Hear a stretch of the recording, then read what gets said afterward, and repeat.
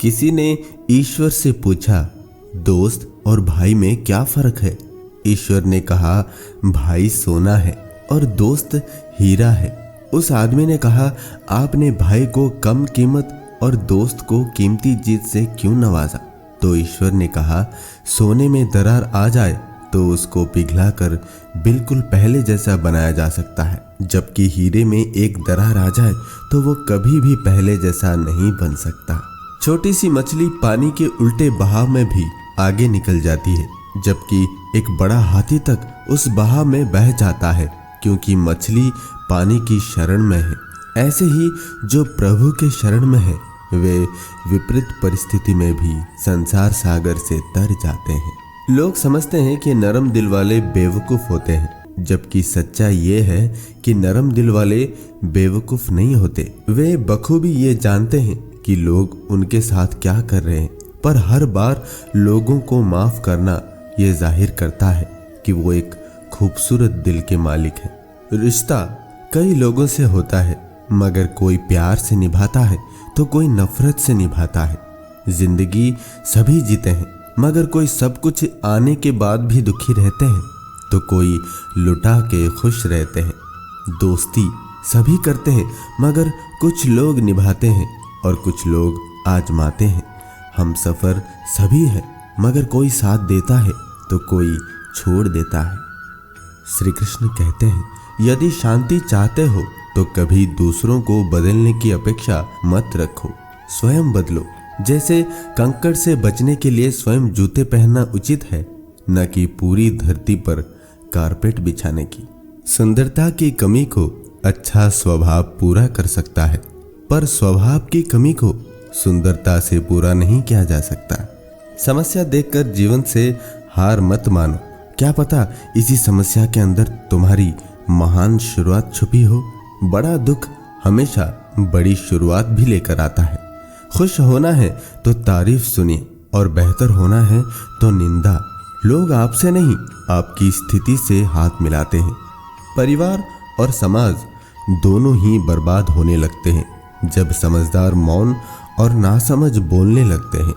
इंसान जितना ऑनलाइन होता जा रहा है, इंसानियत उतनी ही ऑफलाइन होती जा रही है। कई बार बिना गलती के भी गलती मान लेते हैं हम, क्योंकि डर लगता है कोई अपना हमसे रूठ ना जाए। ईश्वर ने दूसरों को क्या दिया है ये देखने में हम लोग इतने व्यस्त रहते हैं, और ईश्वर ने हमें क्या दिया है वो देखने का हमें वक्त ही नहीं होता। श्री कृष्ण कहते हैं, जब चलना नहीं आता था तब कोई गिरने नहीं देता था, और जब चलना सीख लिया तो हर कोई गिराने में लगा है। यही जीवन की सच्चाई है। घटिया लोगों की सबसे बड़ी पहचान ये है कि उन्हें आप जितनी ज्यादा इज्जत दोगे वो आपको उतनी ज्यादा तकलीफ देंगे। जो बदला जा सके उसे बदलो, जो बदला ना जा सके उसे स्वीकारो, और जो स्वीकारा ना जा सके उससे दूर हो जाओ, लेकिन स्वयं को खुश रखो। पैर को लगने वाली चोट संभल कर चलना सिखाती है, और मन को लगने वाली चोट समझदारी से जीना सिखाती है। श्री कृष्ण कहते हैं, उदय किसी का भी अचानक नहीं होता, सूर्य भी धीरे धीरे निकलता है और ऊपर उठता है। धैर्य और तपस्या जिसमें है वही संसार को प्रकाशित कर सकता है। जीवन में प्रसन्न व्यक्ति वो है जो स्वयं का मूल्यांकन करता है। दुखी व्यक्ति वो है जो सिर्फ दूसरों का मूल्यांकन करता है। प्रभु का रास्ता बड़ा सीधा है और उलझा हुआ भी। बुद्धि से चलो तो बहुत उलझा, और भक्ति से चलो तो बड़ा सीधा, और विचार से चलो तो बहुत दूर, और भाव से चलो तो बहुत पास। नजरों से देखो तो कण कण में, और अंतर मन से देखो तो जन जन में। श्री कृष्ण कहते हैं, जिंदगी में इंसान जब अंदर से टूट जाता है तो बाहर से खामोश हो जाता है। दुनिया में बुरा वही बनता है जो अच्छा बनकर टूट जाता है। वक्त वक्त की बात होती है दोस्तों, वरना जो सुन सकता है वो खरी सुना भी सकता है। इंसान तलवार से ज्यादा नहीं पर ताने से जरूर मर जाता है। जहर मरने के लिए बहुत थोड़ा और जीने के लिए बहुत सारा पीना पड़ता है। मैंने वक्त से पूछा, आज के दौर में इंसान का सबसे बड़ा दुश्मन कौन है? वक्त मुस्कुरा कर बोला, इंसान की अच्छाई। खोने के बाद ही पता चलता है कि कितना कीमती था जो चला गया। समय, इंसान, संबंध जो चाहकर भी दोबारा नहीं ला सकते। श्री कृष्ण कहते हैं, अपनी जिंदगी में हर किसी को अहमियत दो, क्योंकि जो अच्छे होंगे वो साथ देंगे और जो बुरे होंगे वो सबक देंगे। जिंदगी जीने के लिए सबक और साथ दोनों जरूरी होता है। गिरगिट की तरह रंग बदलने वाले कभी वफादार नहीं होते, इसीलिए जो इंसान बार बार अपनी बात से मुकर जाए उस पर कभी भरोसा मत करना। जिस प्रकार एक धूप जलाने से पूरे घर में खुशबू फैल जाती है, उसी प्रकार परिवार का यदि एक व्यक्ति भी भगवान की भक्ति से जुड़ जाए तो इसका असर पूरे परिवार पर हो जाता है। दीपक मिट्टी का है या सोने का, ये महत्वपूर्ण नहीं है, बल्कि वो अंधेरे में प्रकाश कितना देता है यह महत्वपूर्ण है। उसी तरह मित्र गरीब है या अमीर है, ये महत्वपूर्ण नहीं है, बल्कि वो आपकी मुसीबत में आपका कितना साथ देता है ये महत्वपूर्ण है।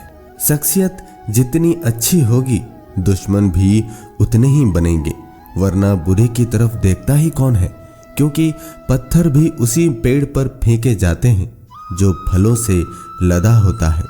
कभी भी कहीं भी देखा है किसी को सूखे पेड़ पर पत्थर फेंकते हुए? आलोचना का स्वागत करना चाहिए, वरना कैसे पता चलेगा कि हमारी बात लोगों तक पहुंची या नहीं।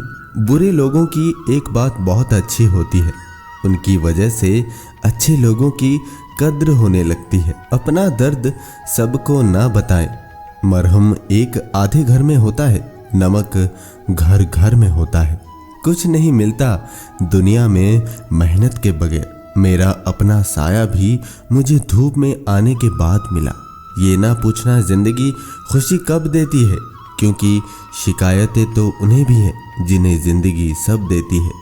वहम था कि सारा बाग अपना है, तूफान के बाद पता चला सूखे पत्तों पर भी हक हवाओं का था।